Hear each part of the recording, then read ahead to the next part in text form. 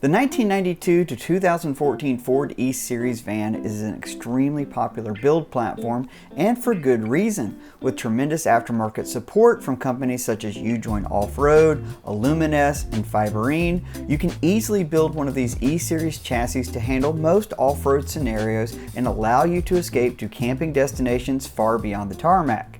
In this video, I'll go over some of the must-have upgrades for these, look at the diversity of the platform, and showcase a few of the more exciting builds that I've filmed over the years. If you are serious about taking your E-Series van far beyond the reaches of the city, you will first need to convert it to four-wheel drive. This is because all 4th generation E-Series vans come as two-wheel drive from the factory. While there are a few companies that offer four-wheel drive conversions for the Ford E-Series, the company I've worked with the most over the years and I recommend is U-Joint Off-Road. U-Joint uses a brand new spec high pinion Dana 60 for their kits and pairs it with an NV271 transfer case. So basically you're getting 1-ton running gear whenever you opt for their 4x4 conversion. While they offer a few different lift heights, all of their 4x4 kits use leaf springs to secure the axle under the van. These kits are designed specifically for the Ford E-Series chassis and can be purchased online for you DIY guys, or you can have it professionally installed at either their North Carolina or Colorado location. These kits not only take care of converting the vans to four-wheel drive, but allow for a much larger tire, which is really needed with the 138-inch wheelbase. While a 35-inch tall tire is generally the most common, you can go up to a 37 and even a 38 depending on the lift amount. While these lifts absolutely give the appearance that the vans are very top heavy, the reality is that due to the powertrain being tucked further down within the very wide frame rails, the center of gravity is much lower than what the perception is. Using properly valved shocks, heavy-duty sway bars, and spec leaf springs, these vans actually handle very well and safely on road and off. Now, if you're looking to purchase a used 4th generation van, it's highly recommended to look for a 2008 and newer, just for the fact that you do get the stronger semi-float Dana 60 rear axle. Also, opting for the most common E350 version is better for those planning on building out the van heavily, as the rear portion of the chassis will better accommodate those mods. This will also be a little bit better in terms of towing. In regards to powertrains, the 2005 to 2014 vans could be opted with the V10 and 5R110 automatic transmission. This 6.8 liter in auto combo is widely regarded as one of the most desirable powertrains. With that being said, the 5.4 liter V8 is definitely the most common and have a good reputation for reliability overall. Yes, you can still find diesel variants as well, though there are mixed reviews on if the added cost that these require is really worth the investment. In terms of building up the outside of the van with such things as winch bumpers, racks, and tire carriers, U-Joint Off-Road and Illumines are two of the more premium brands in this space. Now, one thing that I really wish that we would see more of in the Jeep aftermarket sector is how most of these upgrades, bumpers and racks included, are comprised of aluminum. This puts a slightly higher cost to these parts, but you end up with a lighter product, which is a huge deal from a performance standpoint.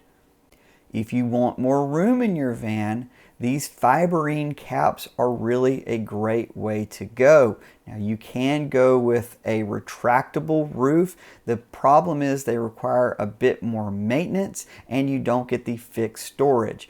Talking to multiple van owners, typically having a fixed amount of storage is much better than an expandable one, as it really allows you to outfit the van in a more permanent way, and being able to walk around in the van all the time standing up is a pretty big deal. One thing about the E-Series is that it's not just a van. The fact is the chassis has been used for RVs, school buses, and ambulances for decades. In fact, you can still order a brand new cutaway cab and chassis direct from Ford. This gets me to one of my favorite E-Series builds, which is V4 2.0 from U-Joint Off-Road. For those familiar with my channel, you may remember the original V4 that I shot for my channel a few years ago. I'll put a link on the screen right now for that. While that one started off life as a retired ambulance, the one you see here was ordered directly from Ford with the 7.3 liter Godzilla V8. This is Chris Stuber's personal van, and as the owner of U-Joint Off-Road, he wanted to make something to push the limits of what you could do with the E-Series chassis. It uses a custom 3-link front suspension to secure a Dynatrac Pro Rock 60 front axle, and the custom spec front axle was paired with 12-inch travel king coilovers. This provides ample suspension travel and makes plenty of room for the 37-inch tall Nitto Ridge grapplers. Below the custom flatbed, which is all aluminum, you'll find a set of trailing arms, massive Dana 70 rear axle, and 40-gallon fuel tank. With a 10-foot deck, this bed routinely gets used as a shop truck, and yes, he actually wheels it. If you want to learn more about this, I will put the link to the full feature breakdown that I shot for Driving Line in the description of this video. Maybe just as crazy, but in a completely different way, is Stephen Merrill's school bus. Yes, this is a retired school bus that he converted into a 4-wheel drive adventure rig for his family. It uses a host of U-Joint off-the-shelf parts and a mix of custom bits that he's modified himself. It's on 37s, has a V10 under the hood, and is an absolute joy to check out in person. You can watch the original feature breakdown on this van by clicking the link I'm putting on the screen now. I'll also put a link to the updated version in the video description. This last build feature is one of my favorites simply because it's one of the most practical I've ever shot. It's a 2014, so it's the last year of the full-bodied E-Series. It has the coveted V10 and was purchased with just under 10,000 miles on the odometer. Talk about a barn find. It's running a 6-inch 4-wheel drive conversion from U-Joint Off-Road, a high-pinion Dana 60 front axle, and 37-inch tall Nitto Recon grapplers. This van got the full rack, bumper, and Baja Designs treatment like you see from a lot of U-Joint builds, but I like the fact that it's super clean and tastefully done. It's especially nice that it's a 12-passenger van, so you can easily haul you and your buddy's family and whoever else you want to take with you, or you can actually pull the rear seats out and now you have plenty of room for hauling toys or camping gear. What a cool, versatile rig, and I will put the link for this feature so you can find out more about it on the screen now. Despite the fact that Ford hasn't offered the full-bodied E-Series for over a decade, these platforms are still well supported and have proven to be great platforms. If you do have any questions, just drop them in the comments, and if you did enjoy this video, please consider subscribing to the channel. As always, this is Ali Mansour saying thanks for watching, and I hope to see you on the trail.